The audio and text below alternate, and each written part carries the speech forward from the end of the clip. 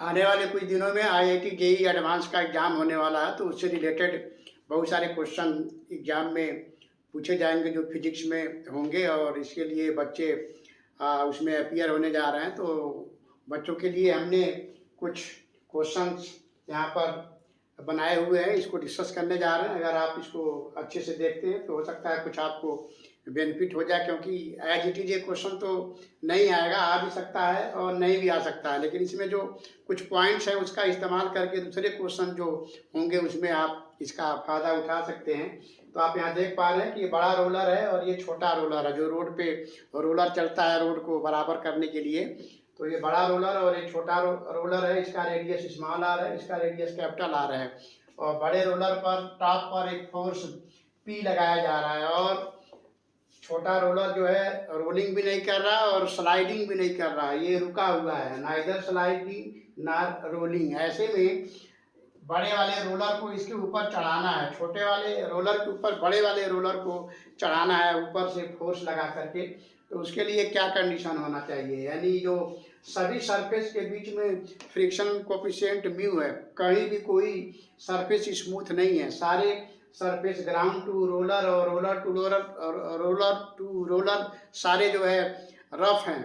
फिर से ध्यान दीजिए, ग्राउंड टू रोलर और रोलर टू रोलर सारे सरफेस रफ हैं, और सारे सरफेस का म्यू वैल्यू सेम है। इसलिए जो ऊपर टॉप पर जब फोर्स लगाया जा रहा है बड़े वाले रोलर पर, और छोटा वाला रोलर रोलिंग भी नहीं कर रहा है, स्लाइडिंग भी नहीं कर रहा है, और बड़े वाले रोलर को उसके ऊपर खींच करके ऊपर फोर्स पी लगा करके चढ़ाना है, उस पर ले जाना है, उसके ऊपर चढ़ा लेना है, और उसके ऊपर फिर उधर भी गिराया जा सकता है। तो इस कंडीशन में पूछ रहा है कि म्यू आर और स्मॉल आर में क्या रिलेशन होगा। तो यहाँ पर हम एक डायग्राम बनाए हुए हैं। अब यहाँ पे देखिए, जब बड़ा वाला रोलर छोटे वाले रोलर के साथ कांटेक्ट में होगा तो ये दोनों के सेंटर के बीच की ये जो दूरी होगी वो capital R plus small r होगा।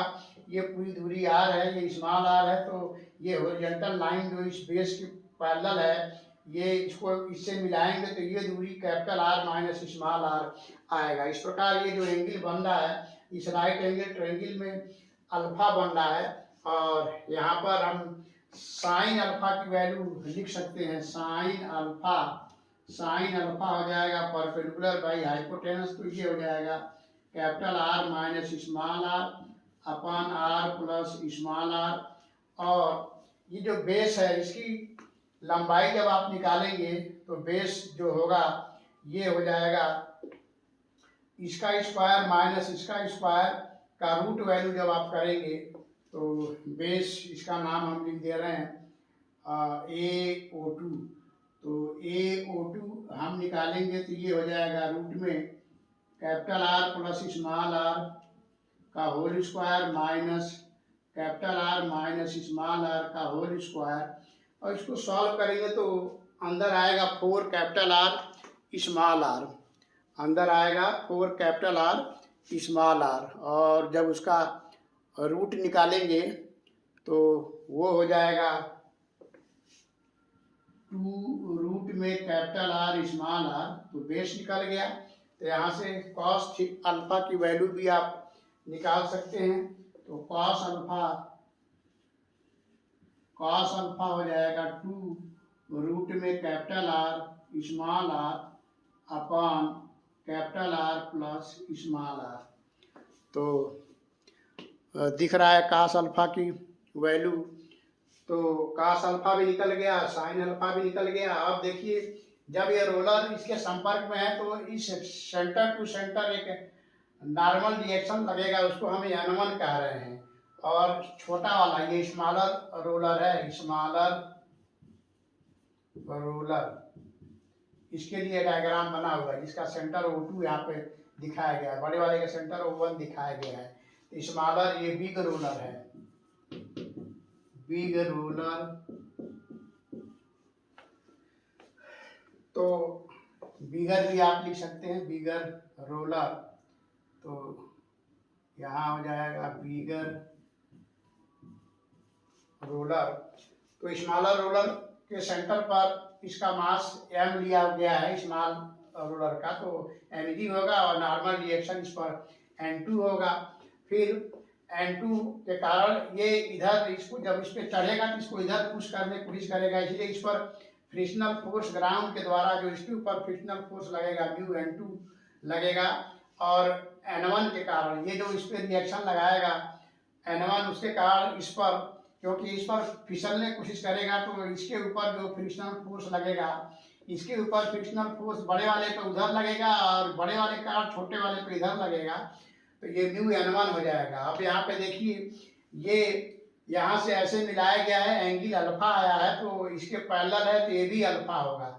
ये देखिए ऐसे ये एंगल अल्फा था, तो सेंटर टू सेंटर ये जो लाइन है इसको मिलाया जा रहा है, ओरिएंटल से अल्फा है तो ये भी अल्फा होगा। ये अल्फा है तो ये 90 माइनस अल्फा हो जाएगा, ये 90 माइनस अल्फा है तो ये भी 90 माइनस अल्फा हो जाएगा।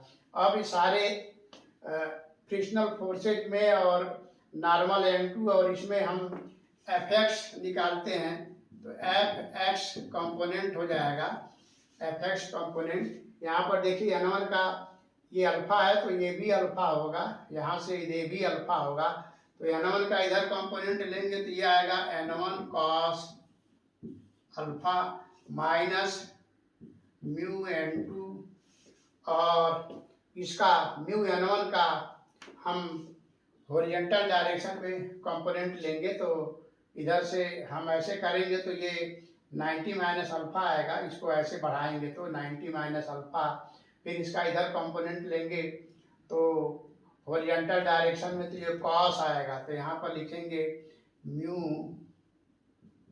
N2 कॉस 90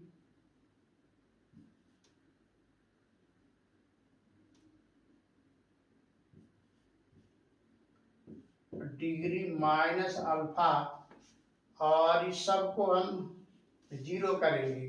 तो यहाँ पर सॉल्व करते हैं तो ये वैल्यू देखिए आ जाएगा N1 cos alpha minus mu N2 minus mu N2 sine alpha, और ये इक्वल टू जीरो होगा। तो यहाँ से हम देख पा रहे हैं कि N1 cos alpha equal to हो जाएगा, म्यू कामन लेंगे और इधर हो जाएगा म्यू N2 कामन लेंगे, तो म्यू N2 जब कामन लेंगे दोनों में उधर जाएगा प्लस हो जाएगा, तो 1 प्लस साइन अल्फा आएगा।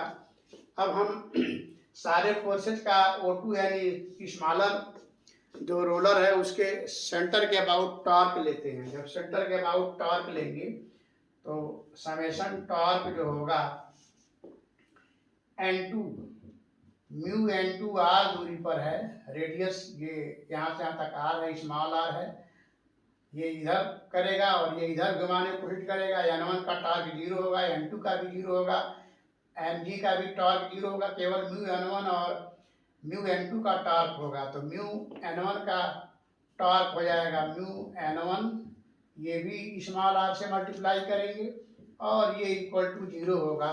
तो यहाँ से हम सॉल्व करेंगे तो हम देख रहे हैं N1 N2 के बराबर आ रहा है। इस प्रकार यहाँ N1 और N2 दोनों आपस में बराबर हैं तो कैंसिल हो जाएंगे। तो इस प्रकार कॉस अल्फा आपको मिला म्यू 1 प्लस साइन अल्फा।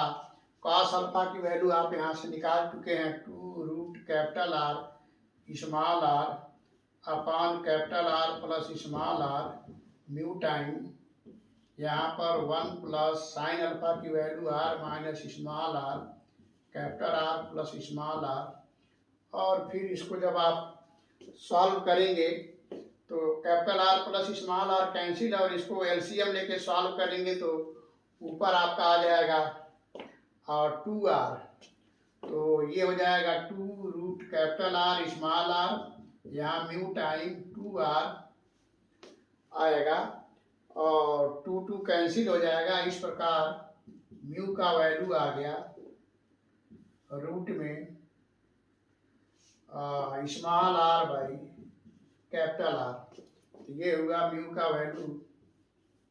तो इस प्रकार जो हमें कंडीशन मिल रहा है, कंडीशन ये होगा कि म्यू की वैल्यू इसको इसके ऊपर खींच करके चढ़ा देने के लिए म्यू की वैल्यू जो है ग्रेटर देन और equal to small r by capital R के बराबर होना चाहिए। और हम उम्मीद करते हैं कि इस तरह के क्वेश्चन अगर होता है तो आप ज़रूर कुछ कर पाएंगे।